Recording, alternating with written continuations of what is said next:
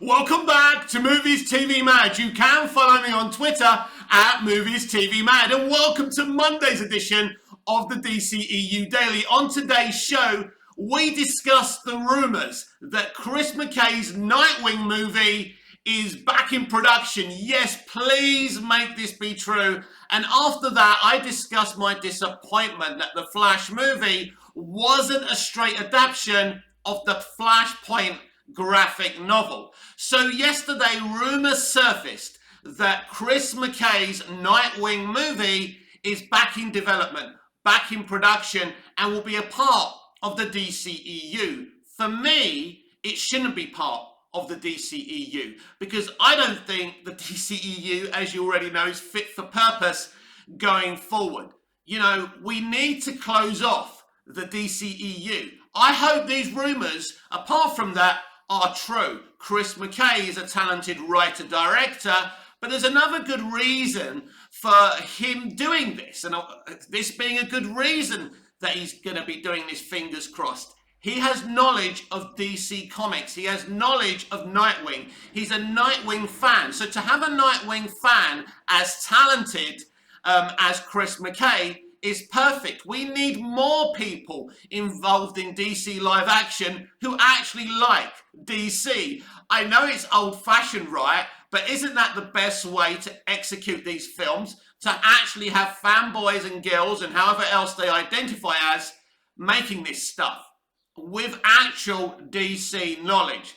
But don't involve it with the DCEU. This is the perfect moment to make it a part of a brand new DC, mainstream universe. I spoke about this before, that with Blue Beetle, you could halt production because I don't think they've done very much, because all the pictures I've seen of them on location, they're in coffee bars having coffees. I'm not sure exactly how much shooting they're doing. So what you could do with Blue Beetle is rewrite it, cut out the DCEU element to it and start again. Make Blue Beetle the launch pad for a new DC Extended Universe and make Chris McKay's Nightwing movie the second movie. Imagine a brand new mainstream DC Extended Universe with Blue Beetle as your introduction to this brand new universe. Perfect. I mean, the lad from Cobra Kai, what's not to like about that? Great directors, great cast, great unit of people working on that film as being the launchpad of a brand new DC live action franchise, and then make Chris McKay's Nightwing movie, the second movie. Why? Two young characters from DC Comics launching a brand new DC cinematic universe. What's not to like about that? That's what I do. So yes, I do hope that Chris McKay's Nightwing is back in production. It's been off again, on again, more than, your ultimate marriage, right? But yes, please make this be true. But nothing to do with the DCEU. David Zaslav and Discovery, use that as your opportunity to relaunch the DC Extended Universe. Please, for once, use your brains over there at WB. And now I want to discuss my disappointment that the Flash movie wasn't a faithful adaptation of the Flashpoint comic graphic novel. You see, it was always going to be the first Flash movie, an adaptation of Flashpoint. The point is, Zack Snyder wanted a faithful adaptation. He brought in his own director in Rick, and I can't say his surname for the life of me, Famamidigo, or whatever his surname is, right? We've seen him direct several episodes of Mandalorian that I'm rewatching right now. And I tell you what, it's one of the best fucking shows ever made.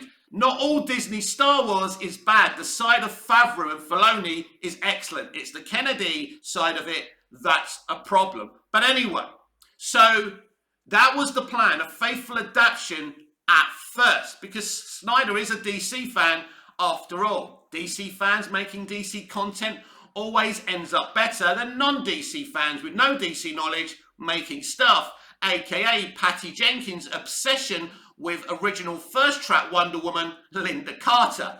she sees her as the real Wonder Woman. That's not the case. Anyway, so that's my disappointment. Having seen a test screening of the Flash movie, I was sitting there thinking, imagine if this film was a faithful adaptation of Jeff Johns' graphic novel.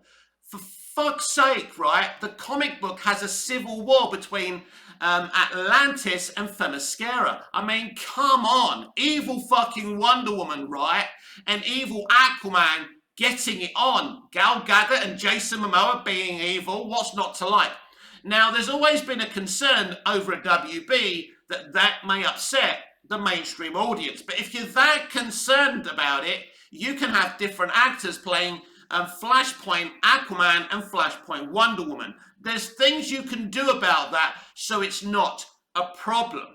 But the mistake always was not to make a faithful adaptation of the Flashpoint graphic novel. That's where the mistake is. Now, there's another discussion between fans, which is the first Flash movie should never have had anything to do with Flashpoint.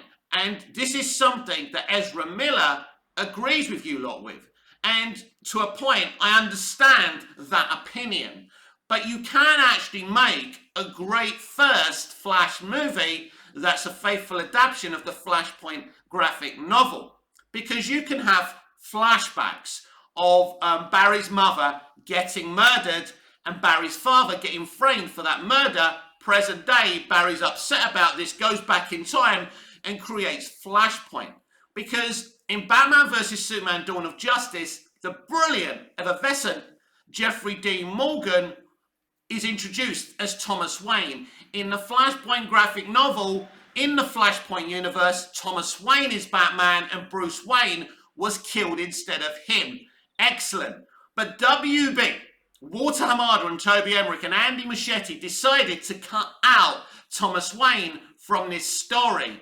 Only people who don't love DC, who don't understand DC, would make that decision. What's not to like about Jeffrey Dean Morgan as Thomas Wayne? Your point of reference is his fabulous performances as Negan in The Walking Dead. If you haven't seen him in that role, go back, speak to me on my social media platforms and tell me what you think of him as a Thomas Wayne, even though we've only seen him a little bit. But in that credit sequence, we already see a robust Thomas Wayne. This guy's about to jump out at the gunman who's threatening his family. This is what I wanted to see in a Flash movie. Instead, they got rid of him and brought in Michael Keaton's Batman from Batman 89 and Batman Returns. Michael Keaton is a fabulous artist and actor. He's one of the best Batmen of all time.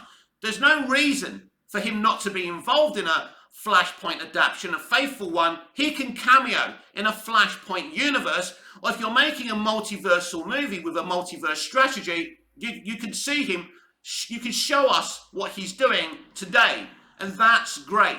But he should never have replaced Jeffrey Dean Morgan's Thomas Wayne. Ultimately, we could have had an epic faithful adaptation, but instead, what we got was the Flash being used to reboot this universe. Because once you don't do Flashpoint faithfully, the fans can see, and that's the problem. Ezra Miller is not the only issue about this Flash movie, right? And what he's doing in the real world. Now, there's a lot of actors I know that are bad people. And I've still enjoyed their performances as my favourite characters. People say to me, how can you still enjoy Chloe Sullivan in Smallville now that you know what Alison Mack did? Because Alison Mack isn't my hero. Chloe Sullivan is. Chloe Sullivan didn't do those horrible things. Alison Mack did. But unfortunately, the situation with Ezra Miller is this, that he's not playing a really epic version of The Flash. He's not playing the best live action version of The Flash, because Grant Gustin, in my opinion, is the best live action version of The Flash. Now, The Flash TV show since season 3 may have its issues, but Grant Gustin has always been excellent in the role. That guy should be making Oscar-nominated movies. He is so talented. But anyway, we missed a trick here. we could have had a faithful adaptation of the graphic novel by Jeff Johns, Flashpoint. Imagine that on the big effing screen.